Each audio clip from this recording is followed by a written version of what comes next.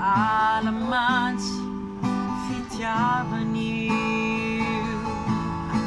atininy mamy foana loky ny vavany, kofondreny izany mbola fa ihany maritra mangidina mamy.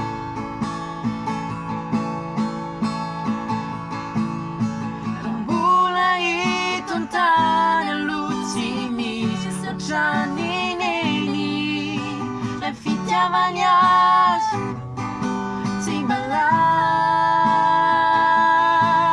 na tanana iny na mandritra ny izanany.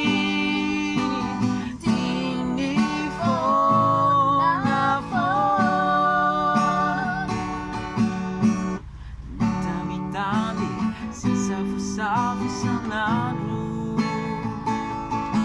tegna avy any anaty na maraina natoandro. Iny mipimaso andao zany nde tsy androny, satria ny ahiny